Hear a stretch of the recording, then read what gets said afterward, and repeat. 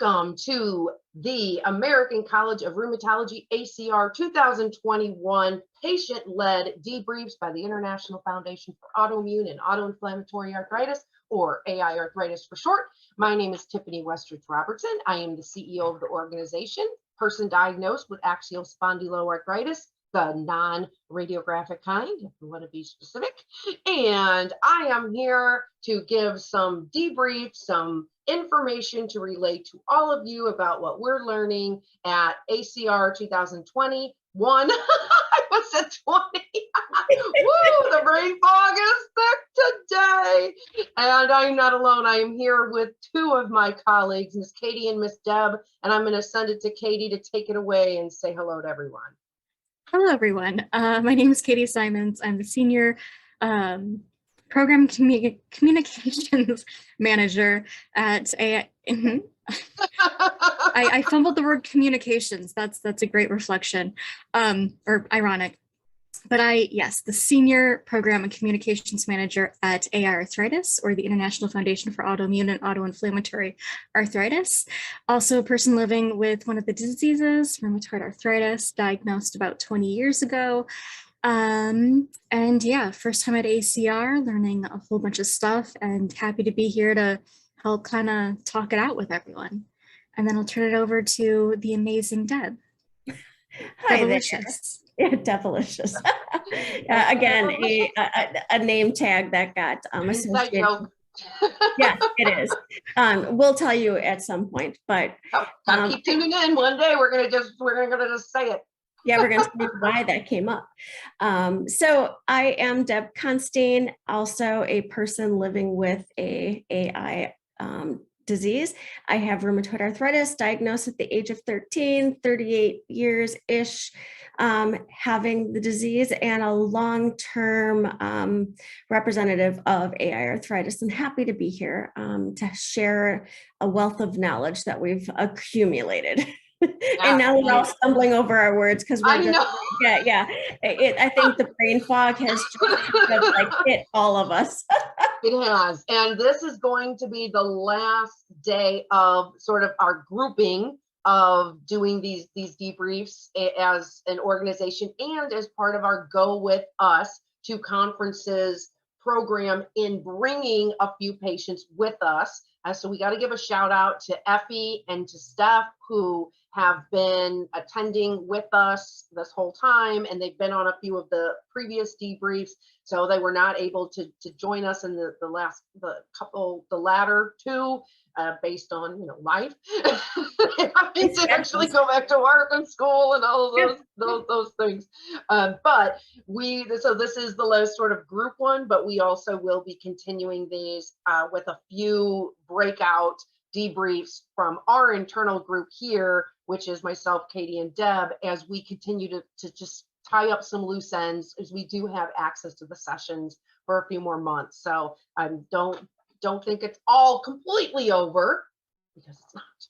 And if you tuned into our last debrief, we unveiled that we were going to continue conversations on some of these topics. So we're going to tell you a little bit about a few things, and if it deserves more communication, more voices to the table, we need your input to continue, or we just can't tell you all of it in one sitting. We will then have follow-up debriefs. So that's kind of exciting in itself.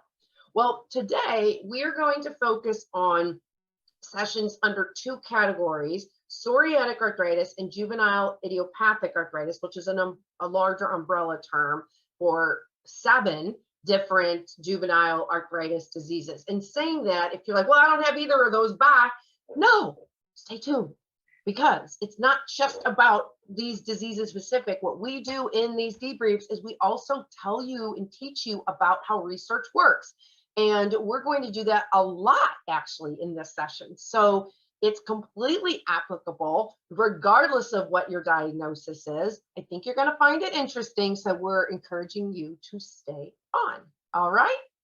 Yes. Okay. So we will go ahead and start with a introduction of just the overview of psoriatic arthritis and where we are. And I went to a session the second day, I think it was, of the, all kind of runs together, the second day of the conference. And it was called the Evolving Pathobiology of Axial Spondyloarthritis and Psoriatic Arthritis. So I'm just going to focus on a couple of the bullet points from that specifically because I think it's a good introduction to going into the clinical trials of the treatments that we're going to talk about next. So one of the things that they talked about in here, and I thought evolving was the key word, because I know going to these conferences a few years ago, it was, there still was not very many therapies for psoriatic arthritis. And even today, when you think of it compared to rheumatoid arthritis, you know, it's still a little lacking. And we have a challenge no matter which disease it is in finding the right one that works with the right patient at the right time. That is why our organization is so focused into precision medicine and really this deep dive research into what's working for this group, this subgroup, and this atypical patient, and this. So we're gonna talk about that a little bit more here in detail as well. But we have been seeing an emergence or an evolving of treatments in studies in psoriatic arthritis. And I would even venture out to say it's one of the hotter disease focuses in addition to lupus, whereas a couple years ago was all about non-radiographic XPA. And that's where I was like, wow, I'm like a kid in the candy store. Everything was about what I have. But it's saying that it's good news for psoriatic arthritis. There's a lot of studies going on here. And they talked about the unmet needs for psoriatic arthritis and new strategies. So one of the studies that we'll mention here in a little bit is about biomarkers and discovering biomarkers, novel inflammatory pathways, different cells and different paths in our body that are targeted that can inhibit different things, which would then react and lessen symptoms, but they react differently in different people because we're different. That's a very layman way of saying it, but we don't try to overload you with science. That's kind of the basic concept here of these. So there's a lot of different targets that we're working on, and also in clinical domains. And what that means is if you think about your disease and you think about all the different parts of it. So you can have pain, and you can even go into a joint pain, or whatever that pain is, fatigue, so comorbidities, so maybe uveitis. So those would be domains. So there's a lot of talk about targeted therapy around domains and also combination therapies. So, hey, if we know that only like 40 to 60% on average of people are going to be successful on these treatments once they get into the market, now there's more talk about, well, what if we combined this with that? Maybe we're onto something there. So that is sort of kind of how the started for my journey on learning all of the research. I did want to also mention there was some draft guidance that I believe it was EULAR, this last EULAR 2021, with GRAPPA, the oh my gosh, I don't have it spelled out. It's so bad. It's. Let me look it up while you're talking. Oh, that's terrible. I always call them GRAPPA. Yeah, I do too. So I'll like you are. I don't ever remember I don't necessarily, because I always say the acronym. GRAPPA came up as a alcoholic beverage. I was just gonna say, I got that same thing. It's like, that is not what I'm looking for, but thank you, Google. Yes. No. I'm looking it up. I know it's group, and it's psoriatic or psoriasis. Group for research and there you go. Group for research and assessment of psoriasis and psoriatic arthritis. Yep, okay. So I had half of it right. Okay. So that's why there's three of us, Tiff. That's why there's three. I know. Gosh. Okay. And so essentially there haven't been updated recommendations for treatments for about 5 years or so. So they did start to upgrade, update those draft recommendations. And essentially not a lot changed except for we keep seeing this over and over, shared decision making. And that there was a position statement that was added to this about the decision that you need to consider the personalized needs of the patient. And that's something that our organization has been strongly focused on for the last several years. We do a lot of work in shared decision making. So that, and also mentioned some combination therapies. And so we just wanted to, again, show you sort of how this evolves. You need to have recommendations or guidance to understand the best way to treat. And then we add in the shared decision making, because think about, you're at the office with your physician and you're deciding which therapies. So that's all happening. But before we even get to that, the research has to happen, right? So now we're going to dive backwards from your experience, your moment in the doctor's office, and take you back to how in the heck did these treatments even get to be an option in the first place. So, so we are going to jump in. The first study that we're going to talk about, and every so often you're going to hear me stop and sort of reiterate what we're doing here, because we are turning this larger debrief into segments. So myself, Tiffany, then Deb and Katie, all persons living with rheumatic diseases, as patient-led debriefs. We are reviewing from the American College of Rheumatology, ACR 2021. We're going to jump in and give an overview of the psoriatic arthritis treatment for, it's called the Keepsake trial. And this is for, now I'm not going to even attempt to butcher the treatment scientific name. I couldn't if I tried.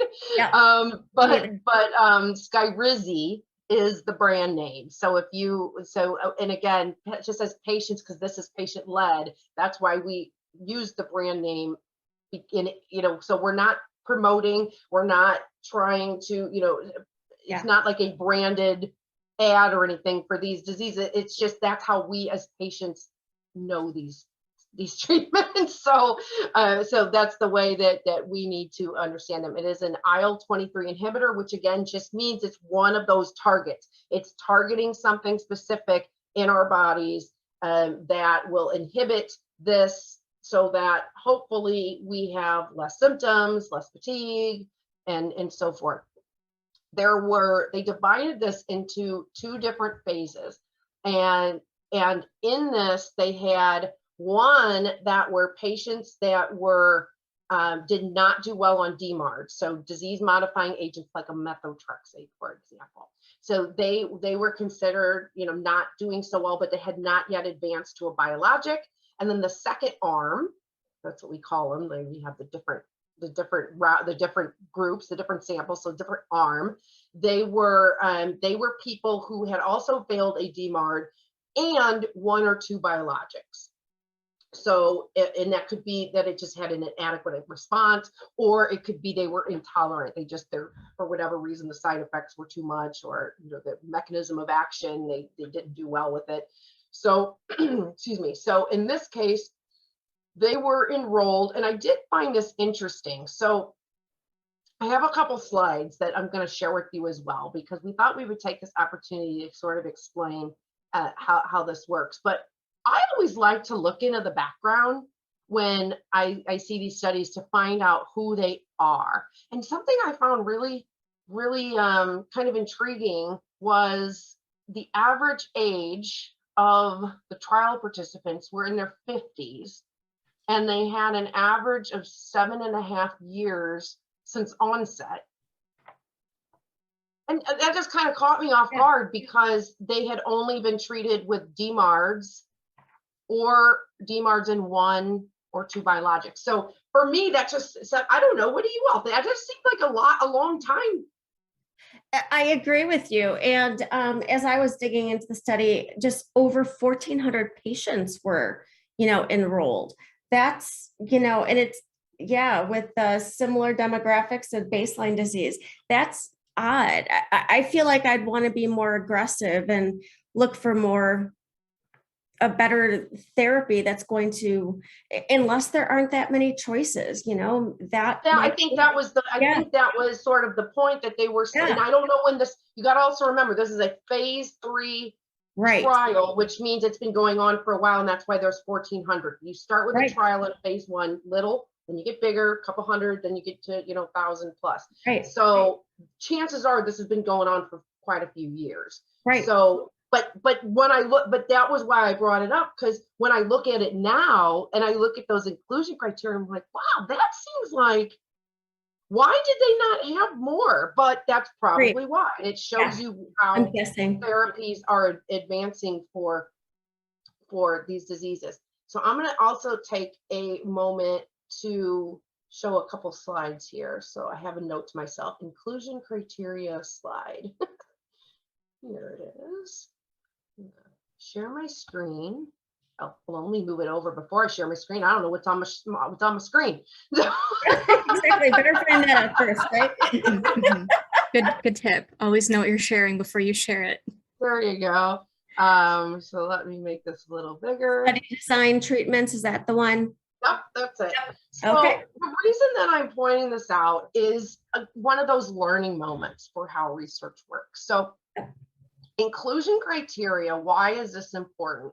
Well, as people living with these diseases, if you decide that it's right for you to be in a clinical trial for, let's just say, for treatments, they're going to have a predetermined list of inclusion criteria or things that you must meet in order to be included in that trial. And the reason they need to do this is so when there's enough proof, there's enough data from a similar group to correctly analyze the information and show it is truly effective, it is truly safe. That complicates things when we're all so unique. And you're going to see as trials change and we move more towards precision medicine, there's going to be smaller pools of people because the inclusion criteria may not be so broad. It may be more fine-tuned. And that's sort of in the process too of what we're looking at when we look at these inclusion criteria. Okay, this worked for X amount of people with these things happening. So then we can do more trials. All right, well, what happens for these other people? So if we look at the inclusion criteria, the things that I wanted to point out, greater than 5 swollen joints and greater than 5 equal to or greater than 5 swollen joints and 5 tender joints. Presence of equal or greater than 1 erosion on a radiograph. Interesting. And so that right there is a person living with non-radiographic axSpA, which means there's no radiographic damage on my radiographic evidence. It's those types of things where that really creates a subset of who is being studied. A lot of people would automatically not qualify, right? Yeah, I'm also looking at one of the other qualifications. It talked about a BMI of 31 and a mean BMI of 31. So what about the really skinny people and the really little overweight folks and stuff? I mean, my goodness, that's interesting. That jumps out at me specifically as well. But just even what you have up here, but that just seems very specific. Well, there was another, wasn't this one? It was this one. Okay. So the other thing these are demographics that it was broken out to, and when they were testing, I should say for that radiographic damage, it was only in the arm of those who had the one failed DMARD, not in the ones with the biologic. So again, I would like to learn more personally about where that, what that measurement is. Why do I care? Why do we care as an organization? Because we are trying to work our way again towards matching the right treatment to the right patient at the right time. So understanding the choice of why the radiographic damage needed to be on the people not on biologics, it's got to be an important component. Right. And so I am very interested in knowing why. And I did notate that the lead author on the research paper is somebody that I know. So I am going to reach out, which is always good. So I will reach out with that question. But, I wanted again just to show these baseline demographics and disease characteristics so the PBO on the right is placebo. So that means when you go into a trial, you often will be, there's a blinded side and you don't know. So you could be either given the drug or you're given a placebo. So it's still being administered or taken as a pill or whatever. You just don't know if you've actually taken the drug or you haven't taken it. And then they test and so that's how they know if it's working or not, because there's an effect, and if it's higher in the treatment arm, then they can show the safety and efficacy of it. So I wanted to point out on this one, just the different things that they're measuring. I specifically wanted to show patients the fatigue score. This is not novel. This is not unique to this study, but because we have the information here, we wanted to take the opportunity for patients who say, well, these treatments only target the arthritis or the joints. Maybe that was the original target or the original reason for what they were testing back in the day. Yeah. But now they do test for fatigue levels. If that is increased, they do these different domains, these different areas that are of importance to patients. And they also, you can see how they also, they test on the responses if people have had more than 3, so this tells them information like if a person is refractory, it's difficult to treat. How are they responding? Are they still responding as high as somebody who say has only had or has had 1 biologic, has 2 biologics? You can almost see, you can see the numbers going down, which tells you something. These are people who might be more refractory. So again, this is just a learning moment. This is just us giving you more information on how research works is kind of an opportunity to do that. So I'm going to stop sharing my screen. Katie, you haven't said a word, so I'm going to turn it over to you to say something. I'm taking it all in. This isn't my area of expertise, so I'm just kind of learning and trying to understand it. And it is really interesting as far as how, I know, in my mind, how research into one of these areas can help research into all of these areas. But how does that work? How does that, those roots grow and spread and work their way to other parts? So. Right. Deb, anything to add? I just also find it very interesting, which again is why you pointed out what you did. But the inclusion criteria, the exclusion criteria, all of that goes into every single study out there, and just how much of a difference in whether you qualify or not, and why you don't qualify, and all of those things. So it's just very interesting as well. Again, I feel like I wouldn't qualify definitely for that study, but maybe not for most studies, seeing all the specifics that they get into. Right. Which doesn't mean you shouldn't try if you want to. Yeah, absolutely. It helps. It definitely helps research along, and for them to find out more information about all of our diseases. And this is one that, in history hasn't had a lot. And I'm just really glad to see that there's some actually happening. And even with lupus has actually had some pretty big breakthroughs recently in the past year. So again, same type of thing. Love the information and love the research keeps building. Yep. And I was going to give a little lesson and I have show a slide, but I didn't save a slide. So I was also going to mention, and I'll just say it, I've said it before, but this is a good snippet also for us to crop and just be able to share. But one of the things that these trials measure and that you should always look at when you're looking at the research is it's called the ACR 20, 50, 70. And they measure that, and I thought I saved a slide for you to show you next on the how this changed or how this evolved, and darn it, I didn't.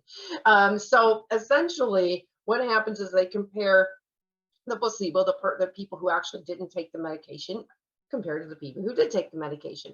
And when you see that or you hear it, you may have heard it before, your doctor may have said it in the office, like an ACR 20. What does that mean? It means 20% improvement. That's what it means. So it is, and ACR stands for American College of Rheumatology. Yeah. So these are the standard. So when they first started testing biologics way back in, the 1990s, they were always trying to achieve ACR 20. And I remember doing a presentation in like 2010 to some pharmaceutical companies. And I was like, I don't give a damn about your ACR 20 because I just thought it was so silly. Okay, 20% improvement, big deal. I mean, I know it's a big deal, sort of, but let's shoot for the stars. But yeah, it's like 20. So now you start seeing it going. The trials will be aiming towards the hub 20, the hub 50, the hub 70. Some even I've seen in 90. But one of the things that I thought that I wanted to tell you all about was that, because that's how they are able to say if something has strong efficacy, if it's working. And so that's why you always see that when you're looking at trials. There's also different measurements.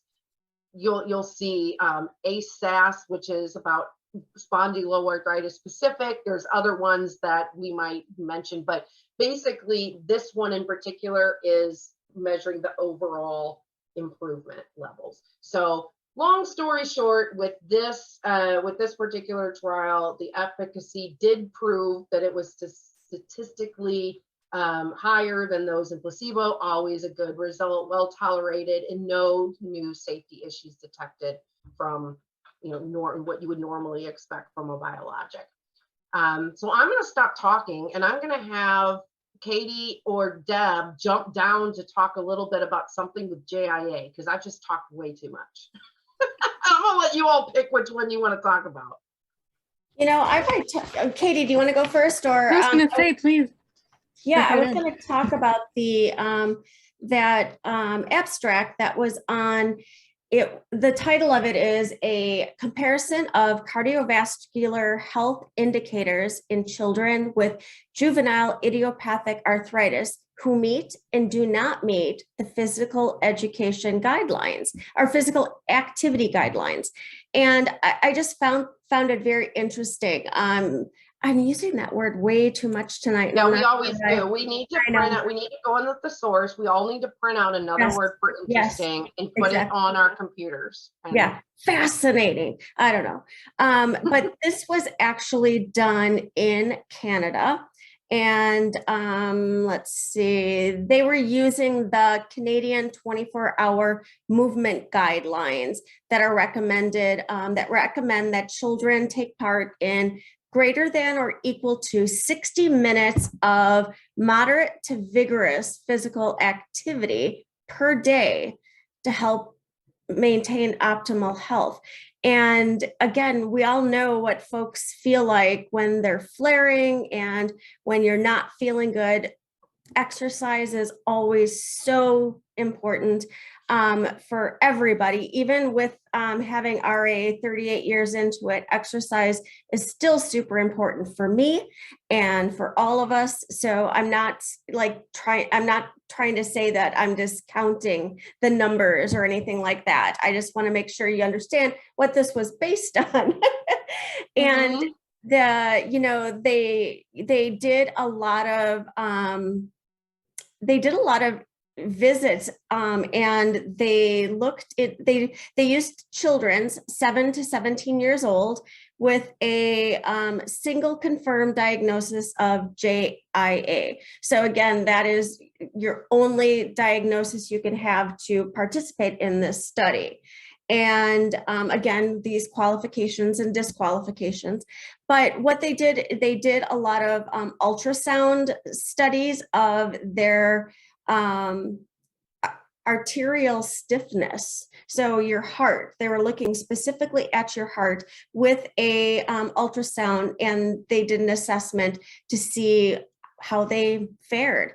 And it says over 57% of the children with JIA in the sample they had did not meet the greater than or equal to 60 minutes of that physical exercise, that moderate to vigorous physical activity.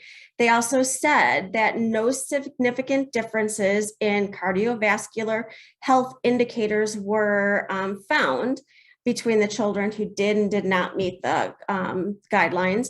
And they did say that the limitation, it was a little bit smaller sample size. I'm not seeing exactly a number. I don't see a number of the kids, but I'm glancing through it pretty quickly right now. But, and they said that, again, it's still enough that they want to keep looking into it. Because I remember when I was in, high school in particular, I didn't participate in PE, with the physical education. I was put into adaptive PE, and essentially what that meant is I sat in the trainer's office and sat on one of the little cots in the trainer's office and read other things ahead for study hall. I was studying. There were a couple other things. I mean, I do remember they had a paraffin bath, so I would, put my hands into a paraffin bath and wrap in towels. Nice, you had a spa day. I kind of did. I had hydrotherapy, which are these other like really heavy, like dipped in hot water, wrapped in towels. Like they were like weights or something, but there was like metal in them to where it just insulated the heat. And I got to like put it on a part of my body that wasn't feeling great that day. So I got to do that too. But, I would have never met any of these guidelines. I just found it interesting that this just kind of jumped out at me as a study that was done. And again, they're looking into it for future cardiovascular health of these kids when they're not getting their exercise requirements in school, How about you, Katie? No, I'm just thinking I would have loved that instead of my gym class. No, for me, it was required to take gym class. So I took it as soon as I can to like get rid of it. I was excused from any kind of like physically intense or like contact sports kind of a thing. So I would just, try to participate probably when I shouldn't have, especially I remember with the volleyball and hitting the ball with my hands and just being like, yeah. No. I did that once and like, no. But no, a hot paraffin, wax. I did that for physical therapy though. Yeah. So that was, yeah. I do remember because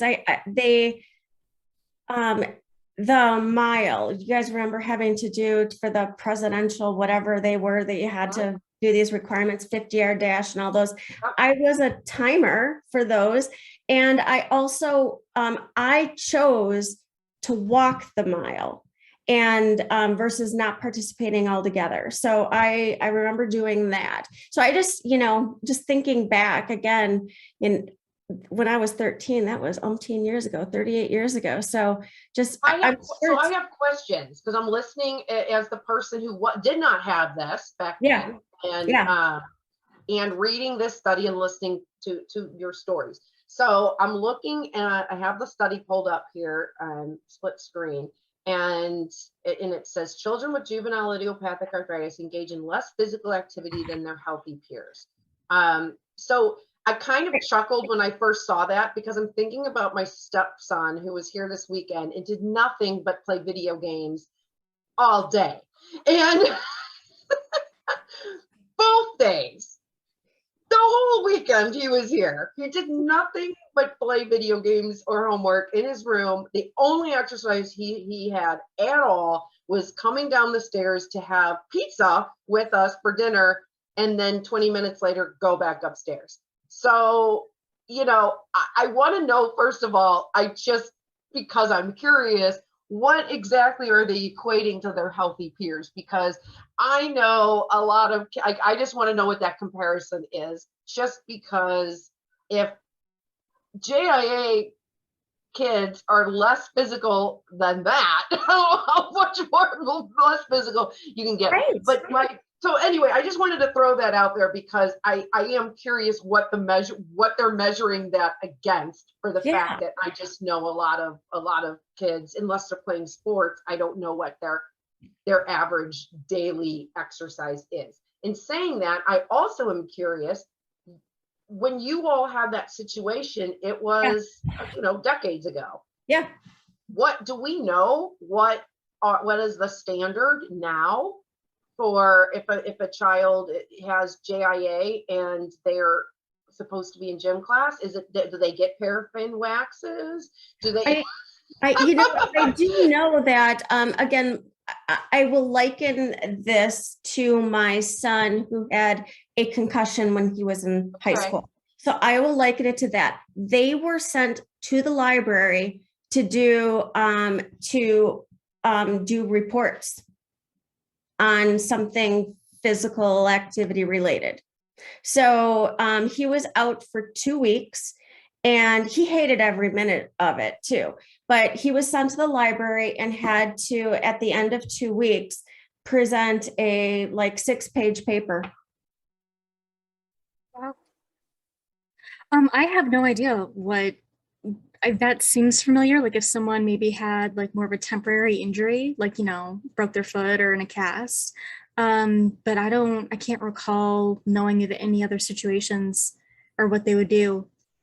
Yeah, I don't know either. And I mean, I work with our camps that we have through the Arthritis Foundation. I deal with those kids, and it's never come up in any conversation I know, but our organization's been doing a lot in the specifically enthesitis related JIA, which we're going to talk about here next.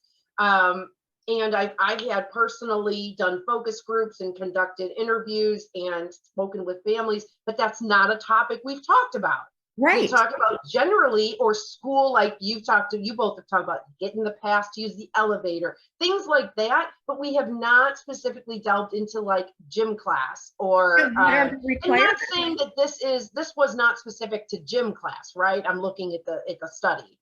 Right. This is just generally everyday movement. Yep. Yeah. But it does lead to that question about that. But I am curious, what is the daily activity now for any child between the ages of 7 and 17? Yeah, I don't know that many people who exercise at all. It's not kind of something they do, unless they've got a dog that they have to walk. Yeah, but the good news, Deb, the conclusion, because they were measuring something for cardiovascular health, correct? Right. Yeah. Yeah. What was that? Can you read? Yeah. So they were doing ultrasound and sonography assessments of their carotid and carotid tool and their pulse rates. And they were using an ultrasound technique to do that. And I just find that really interesting that they were looking at all those different pieces. I also have some more information about it. So they were looking at that. Okay, methods. During visit number 1, they did height, weight, body fat were measured, and the participants then wore a accelerometer for 7 consecutive days to estimate habitual levels of their movement. During visit 2, they did the cardiovascular health indicators in a fasted state too. Well, there you go. You answered my question on how they found the control versus the initial information on that they move less, because if if the control had one of those on, and so did the patients diagnosed with JIA, then they could easily just measure that information and say, I'm looking at this group moved looking at the methods. I hadn't specifically read through the methods. Now that's what I'm hitting. So yeah, it's again, interesting.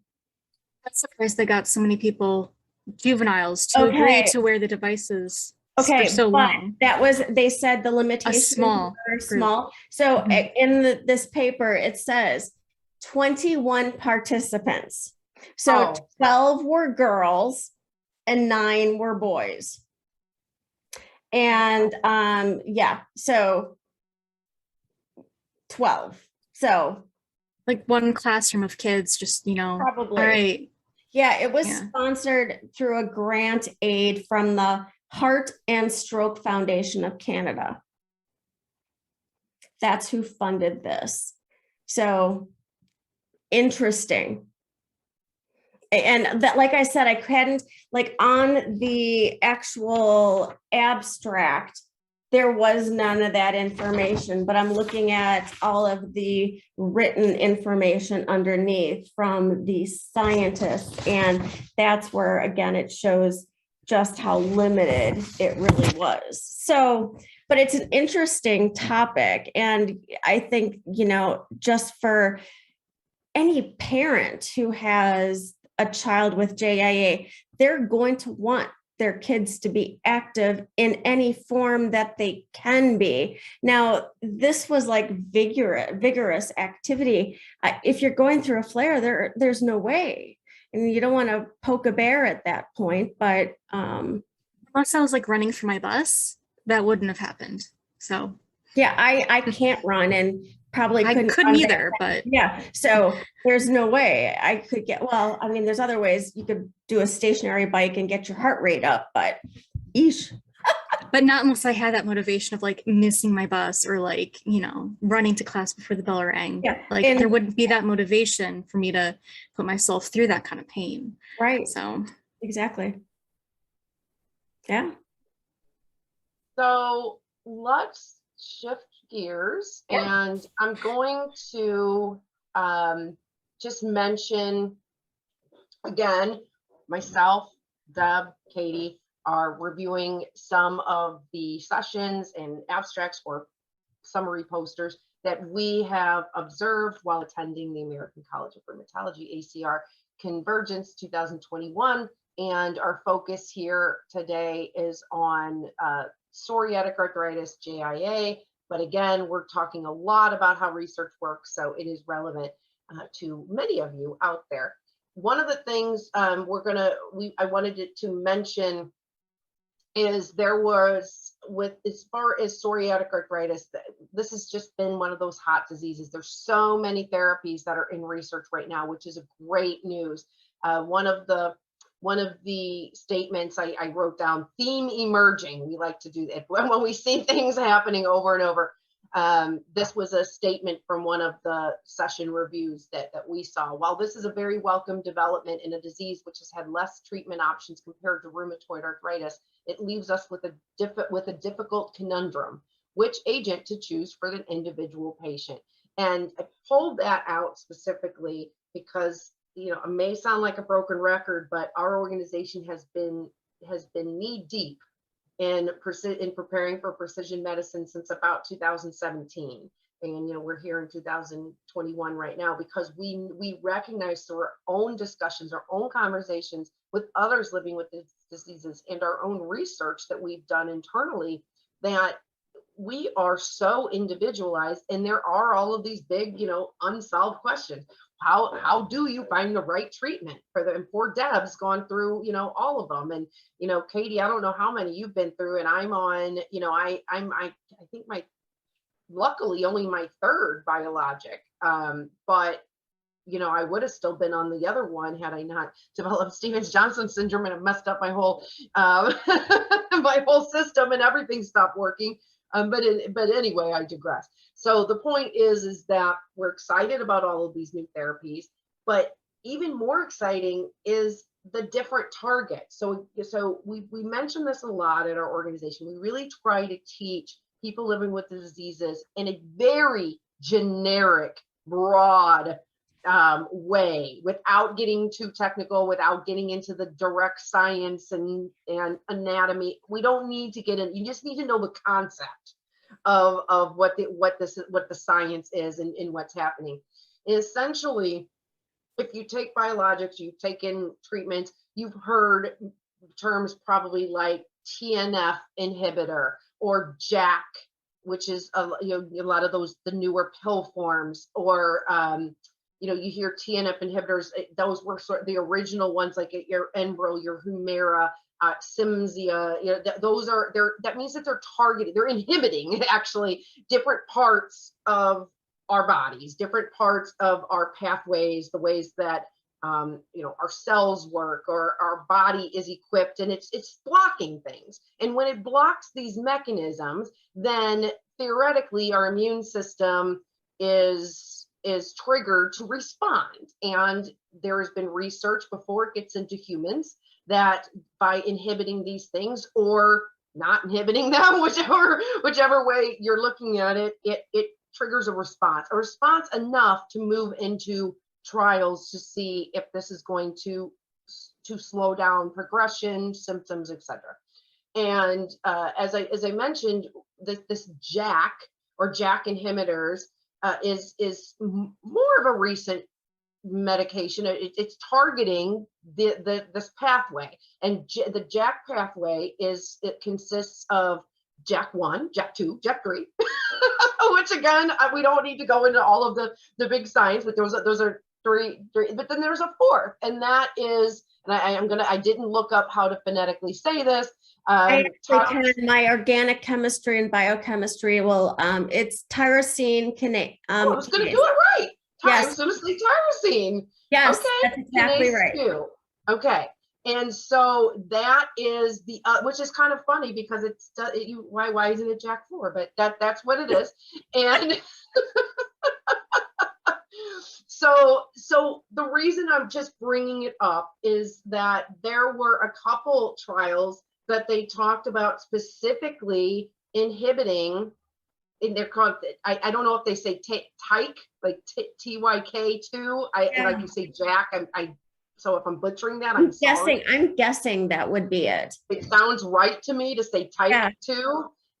So there were some studies. There was one study that was a TYK2 JAK inhibitor, and the other one was just a TYK2 inhibitor. And the real takeaway that I just wanted to mention, these different targets. So again, we're recognizing a need for different subgroups, different responses to treatments, what's going to work and what's not. And I stress that because as we move forward, more and more patients are going to either be needed for clinical trials like this, especially if you are refractory, meaning you're not responding well to certain diseases. If you would meet inclusion criteria, it's something you would need to talk to your rheumatologist about, but also post-market. So getting signed up with organizations like ours that has our own database now, thanks to shout out Forward National Database for Rheumatic Diseases, or now just called Forward Databank. And because of them, we are able to conduct our own research into understanding this. So when we say, okay, maybe you're not going to be in a clinical trial, and many of us can't be, we can't even meet the inclusion criteria. Guess what? You can still help us figure out how these treatments are working and what is these targets and how you're responding, because you can talk about it while you're on the treatment. That's called post-market research, post-market surveillance. So we work with Forward on that too. So just know that your voice and your participation, whether it's early before the treatment hits the office and you get on it, or after, is still very valuable. So one of the things that was pretty fascinating about the TYK2, which I'm calling it again, I'm going to be so embarrassed if I go back one day. It's just totally not it, but it seems like that's what it should be called, is that it was measuring biomarker changes. So very specifically, it says it is a novel oral drug that is inhibiting this type 2. So it's a unique mechanism of action, and it's demonstrating that it's effective in patients with psoriasis and psoriatic arthritis. And it also is starting to show, and we're going to say starting to show, because I don't even know what level of trials that these are in, but there is some indication that they could have less, where's the stat? I lost my place. Oh, less adverse effects than straight up JAK inhibitors. And we're not, again, saying, oh my gosh, that's going to be better if I'm on a JAK inhibitor. Katie, I know, is on one right now and loves it. So I don't want anyone to ever, look, oh, well, if it has less adverse reactions, that adverse reactions are very rare, first of all. And second of all, you can only make that choice between you and your doctor and what works for your body. So, we don't want to in any way, shape, or form suggest that, you take this research that we're presenting to you at straight face value, that this is the right, right one for you to jump on the bandwagon. The point here is to let you know that there are options that are coming out. There is work that you can do to help yourself with finding the right treatment and to advance research. So that is the important takeaway here. And then just other studies into enthesitis in particular, and that to me, I think is really important, because we have done some work, and shout out to Novartis. We have done some advisory work with them on JIA, and specifically also enthesitis related JIA, juvenile arthritis, or ERA, and enthesitis related arthritis. And the reason it really resonated with us is, as an organization, we always take on projects where there's missing gaps. If there's something we've identified that isn't necessarily being fully addressed elsewhere, or maybe we think there's a different route or a different way that may, trigger change, we sort of migrate towards that. And we find those missing gaps through conversation with our fellow patients. So that's how we identify them. If patients know what's missing. So in saying that, we did start to recognize in both juvenile and adults, enthesitis is with the tendons. So that is different than the joints. So spondyloarthritis, spondy diseases typically are related, more commonly related to enthesitis, even though I know there have been studies in RA as well. But the important point that I think to bring up here is, in juvenile in particular, if the joints are always the ones that are stressed, what does especially a child who can't really differentiate between a tendon and a joint, right? That's a big deal.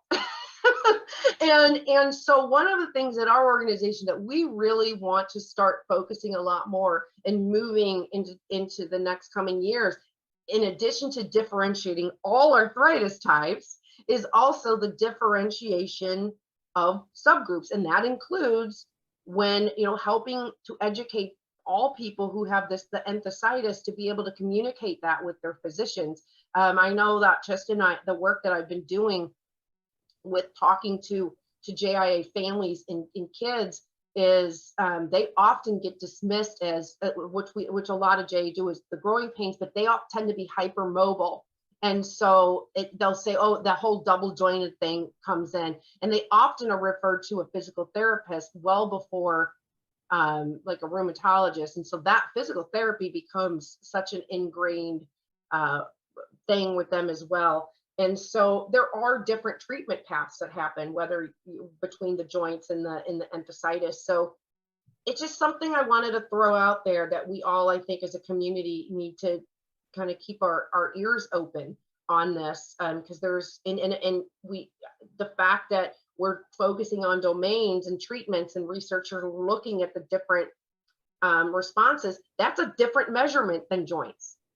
So knowing that there's treatments out there that they're measuring the degree of enthesitis, that's different. It's just like saying measuring fatigue. So that's very promising news. and why I wanted to specifically bring that up. So I feel like I've talked a lot today. No, that's really good. I mean, that's really great information. These are all learning moments for our community of things that they may not have known. And again, just even reiterating, those biomarkers are exactly what, you know, precision medicine is, that we stand behind, and just love that they're digging deeper into all of these biomarkers and doing more research. Because if you're looking at this one particular cell and then, you know, nothing happens, then they can throw that one out and just conclude that and then move on to the next one. I just find this all fascinating and just really interesting. I had two slides I wanted to bring up in relation to this, because it's also something I know, Katie, you had looked at a study specifically on juvenile psoriatic arthritis and enthesitis related arthritis. There was just a couple good, again, learning moment slides. I wanted to point this out because I don't know that a lot of people know this, is that there are many different different when we talk about differentiation of arthritis, differentiation of the groups, the subgroups of our diseases, how drastically important that is, especially as we talk about matching the right treatment to the right patient at the right time. Right. So putting a general umbrella of JIA is fine to an extent, but there was a lot happening under that umbrella. And so I just thought this was a really nice slide in one of the presentations that I thought we could share as a learning moment with those watching, and probably turn it into its own little learning segment here. But there are actually 7 identified categories that we're looking at here. So, you know, I really wanted to show the where am I at here? I lost where I was looking at. I'm glad you brought this up, because I saw this slide. I'm like, oh, this is really interesting as far as how to visualize all the different types and where they overlap and where they aren't overlapping. And yeah, so I'm glad that you're covering this.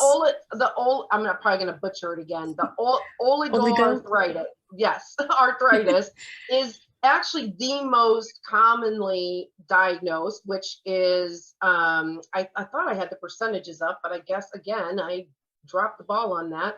I thought I had it up here, but it's it also said it was first detected average of 6 to 7 years, and what that actually is defined at is 5 or more joints that are affected. So in saying that, we just see that there are many different variations, and seropositive means you have positive levels in your blood work. So Deb, what are you doing? I muted myself and I'm quickly trying to get the talking into the phone. Oligoarthritis. I was trying to, I know, I forgot my video was on too, but Your video was on. I'm sorry, I just looked up there and I'm like, what are you doing? Yeah. I was trying to like ask my Siri to pull up. Oh, that was funny. That was funny. Sure. Okay. So you have this that is rheumatoid factor positive. So it's just different biomarkers in your blood.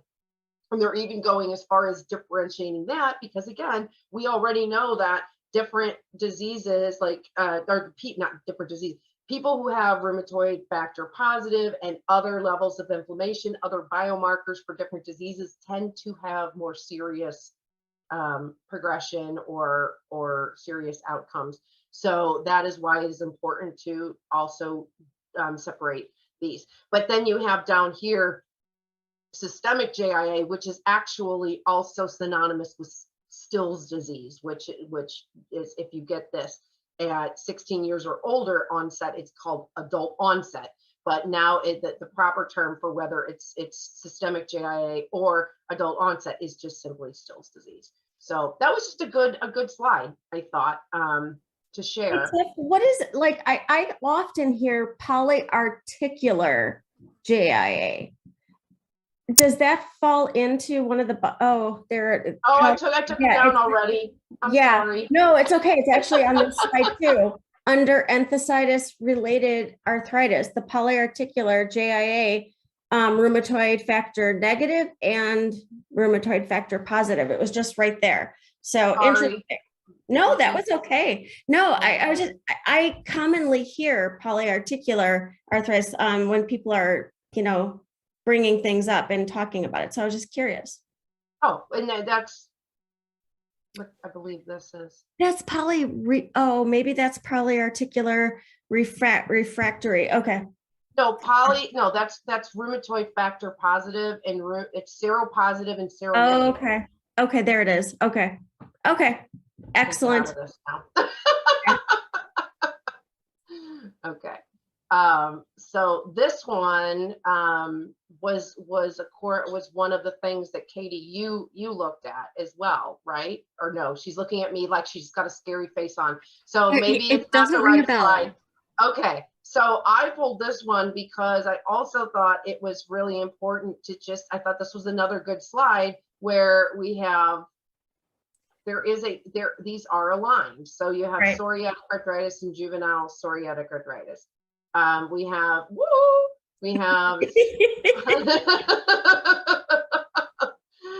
and we go over here, and they highlighted spondyloarthritis and enthesitis related arthritis, which I just found in particularly stood out to me as somebody who falls into this category. So I don't have a lot of information to share with you past that they're, aligning these. And then it's not really clear, like they go across, but again, systemic JIA would be matched with adult onset Still's disease. So they don't have it exactly lined up, but just the point that I thought that was what you were talking about, Katie. You had mentioned something about that there was a cross section between what adult was and what child was. So maybe you could elaborate on that.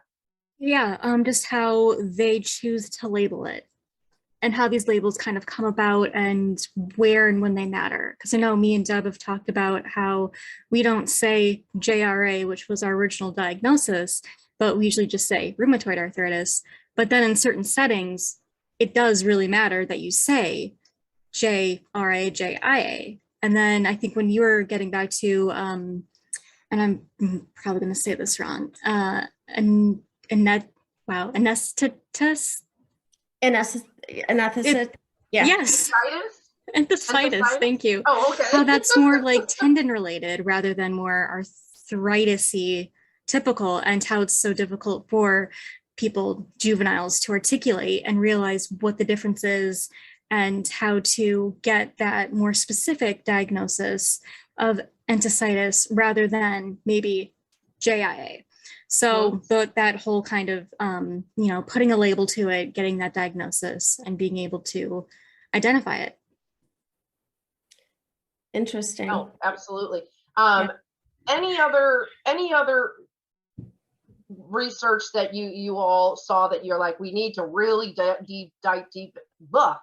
dive deep into this, other than I know that there's one for the study group that you were going to mention, Katie, but I just mean any other specific research that I did not find any others. So I'm just asking if there's any others that you wanted to bring up. There were many others, but I think as we've kind of discussed, nothing really new to report on. So there is a lot more out there, but luckily a lot of it is,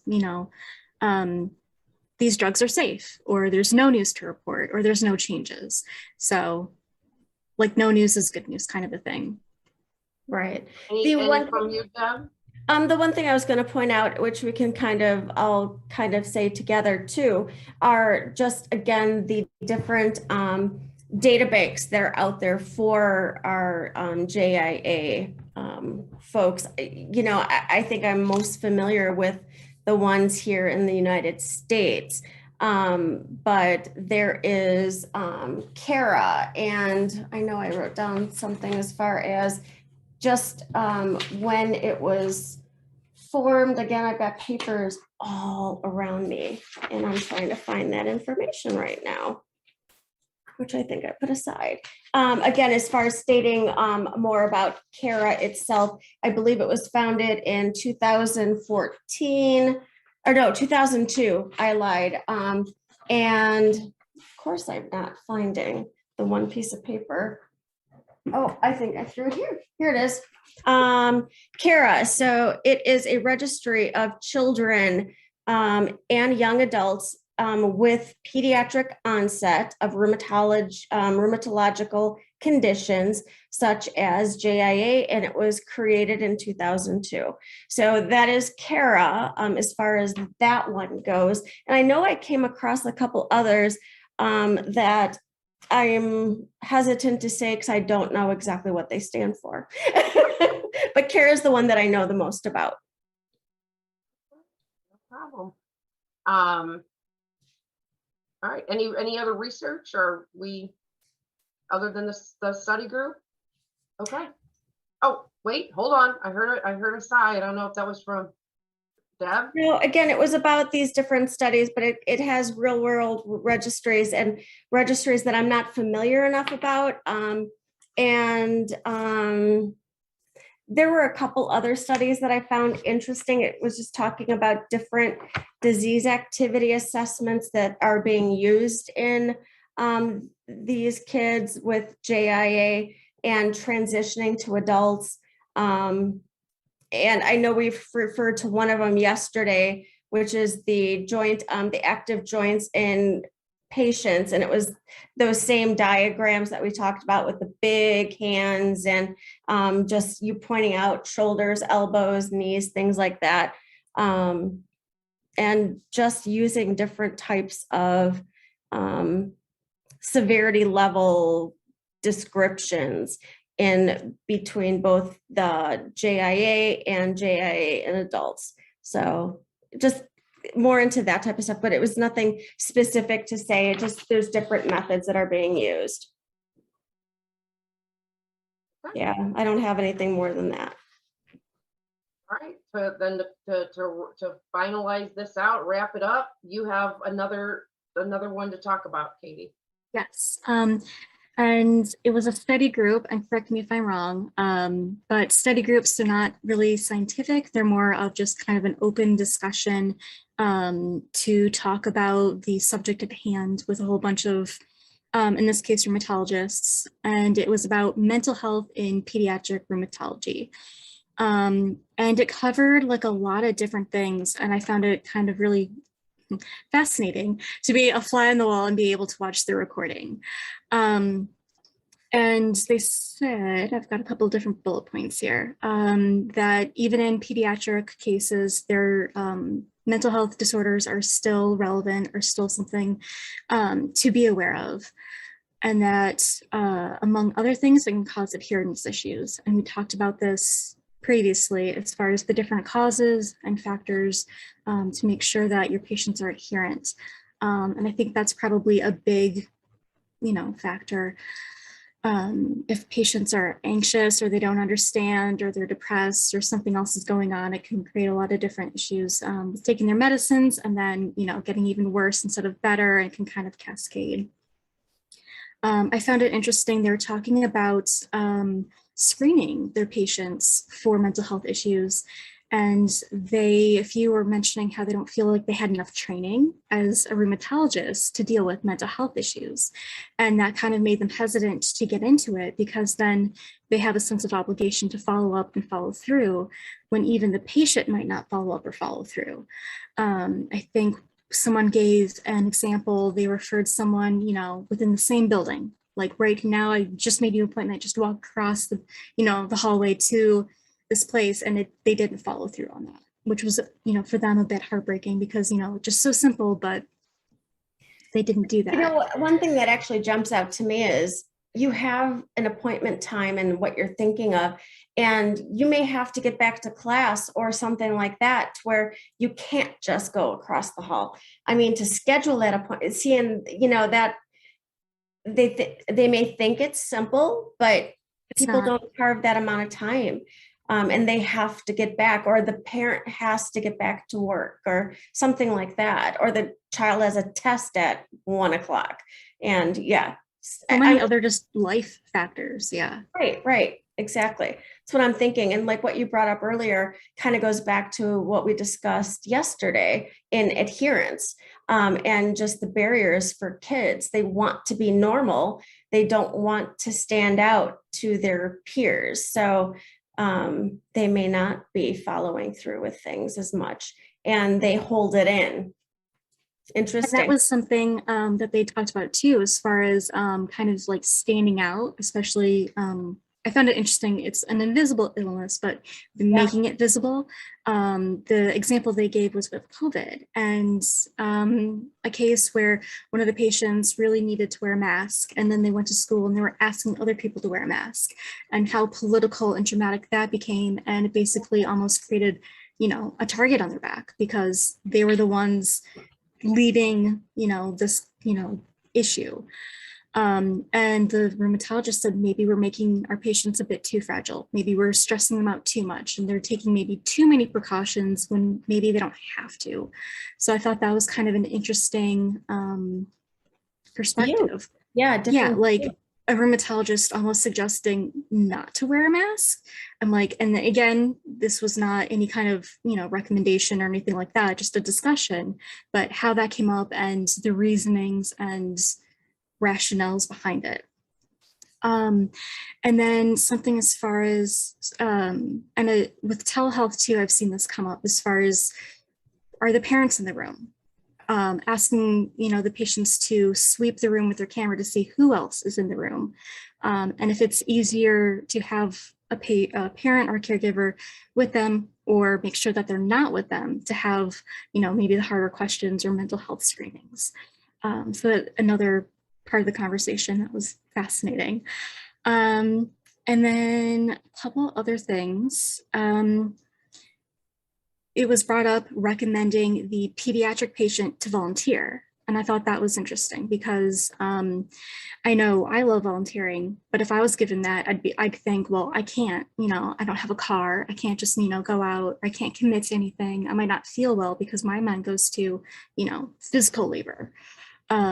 But that it also, from their point of view, can be not preventing that isolation that patients can feel. So kind of coming from a good place, but it should have maybe a more thorough conversation as far as where to and how to. And then the online support groups. I find what you just brought up as far as a sweep of the room with telehealth, because so many parents, again, parents notice things that some kids may not. So an aside question can be directed at the parent, but when you have a parent that's answering 100% for their children, when the question's being asked of the child, that's interesting, in that perspective alone. Just, or what is the parent overreacting or underreacting, or versus exactly what the kid feels like. And I see it both ways, because I agree with you how parents can see things that you don't. Like my mom would point out things that I didn't realize I was flaring as badly until she mentioned it. But also, like, not having someone in the room to have a more open conversation, or is it more comforting? So it's kind of, you have to, I imagine that's very hard for rheumatologists to kind of suss that out, what's better. And then I think I heard a recommendation of start off with someone in the room and then kick them out, and have that as like a ground rule to go in with. Yeah. So I thought that was kind of a good balance. And then they touched on like social media and support groups. And it's good for you as a rheumatologist, because that was their audience, to know what's out there and what they can recommend, but also give a warning. Give them maybe a little bit of education as far as how do you support groups in a good way? Because I know some support groups can be, I don't want to say toxic per se, but they can be unhelpful. Bullying or giving bad advice. I think it's, instead of Dr. Google, it's like Dr. Facebook, and how that can be much worse in some cases.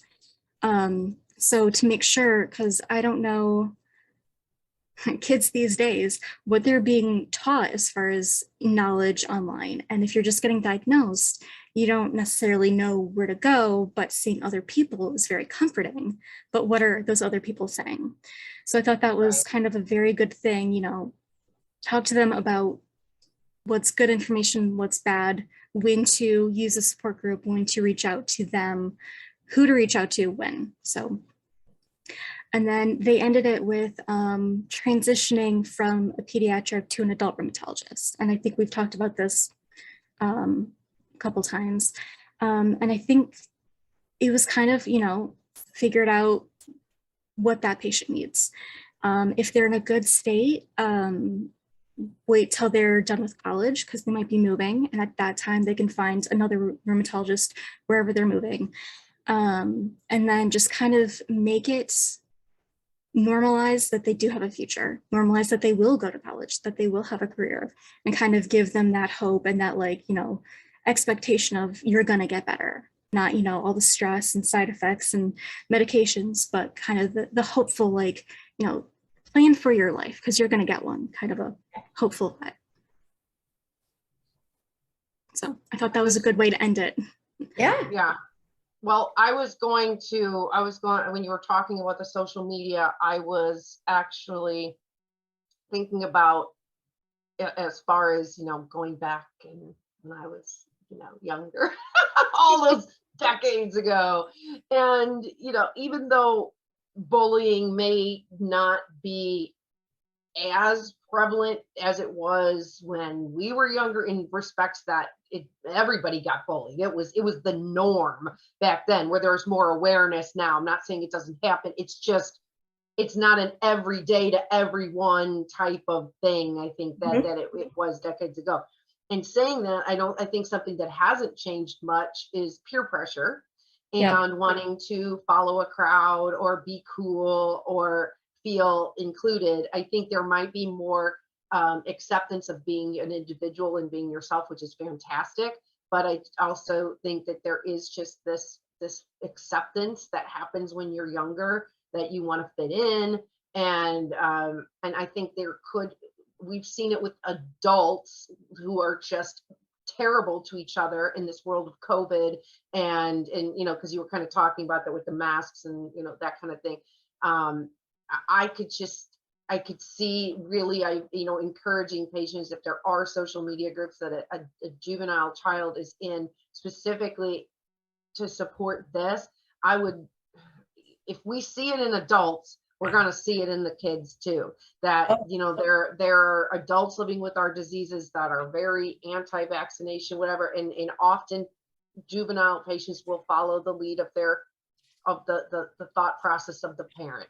And so, you know, all of that needs to be considered and factored in. So, you know, I'm not a therapist. I'm just offering some advice based on observation and, you know, just general knowledge of kids and personal knowledge of running an organization where we have many support groups. Granted, they are more on adult platforms, but the fact of the matter is that it's just a time where people have very strong differing opinions, and that's going to translate into the juvenile world as well. And there's a lot of things that we don't know what the influences are coming from, and so I would encourage the open communication as much as possible about what's happening in those support groups, if at all possible. So I just wanted to throw that in there. Maybe like understand which ones to recommend, which ones are good ones. Well, that's a maybe tough have one moderators. In itself, because you know, kids are going to change and click evolve and decide what they want. So it's an interesting. That's that's a good topic, I think, to put out there into the juvenile arthritis and juvenile family community. What, if any, support groups online are there for juveniles? I mean, are they specifically through organizations, or are they really on social media? And their caregivers. And because I know in a different session, I think they were talking about like social support and, you know, moms learning from other moms how they're, you know, handling the process, handling, you know, the diagnosis journey and all that. So I know that there's some friends that I know that they have kids with a form of JIA, and they've actually created some of their own See, that's what I'm Facebook thinking. groups. Yeah, Facebook groups to where kids, and again, it's this mom is in the room, Right. but letting the conversation happen and interjecting when she feels it's appropriate to interject. But then that again is still Perspective. Yeah. flawed in its own way. Because again, you just to be protected and things like that, and make sure your kids who are tuning in are protected.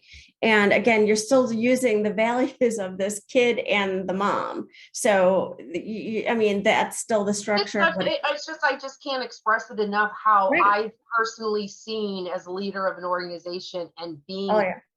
in these support groups and hosting some of our own. It's just, I've never seen it so inflammatory, pardon the pun. I've just never seen a time where there's just the potential for people to just be flat out mean. Right. And Different opinions. Yeah. The different opinions. And they're going to, it's opinions that are hard. It's like, it's almost like you have, don't talk about, politics or religion. I feel like it's politics, religion, and COVID.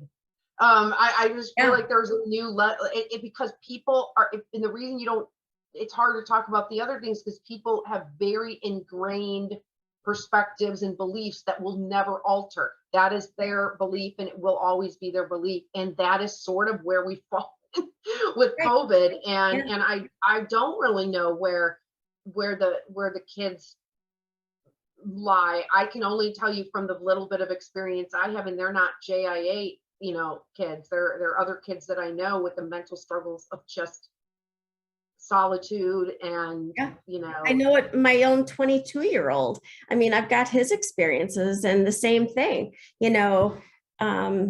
I kind of locked him down when he got sent home from college. I kind of locked him down and wasn't letting him see friends and things like that. Because again, my fear of him bringing it home, but I kind of lessened with that. And we came to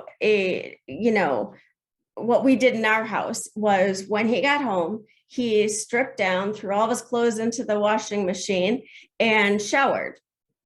And then, life carried on in our house. But I mean, it was the lack of knowledge, I think, and even research at that point because it was so new.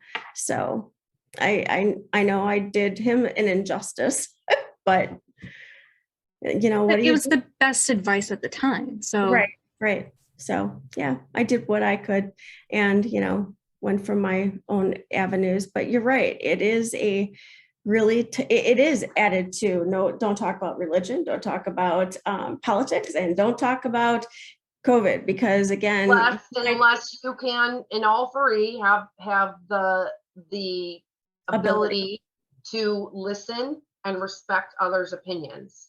Mm-hmm. Otherwise it goes nowhere. Right. The conversation just goes nowhere. Or get fast, inflammatory fast. Yeah. Like you had mentioned. So, exactly. Right. So I think we have covered everything and then some. Yeah.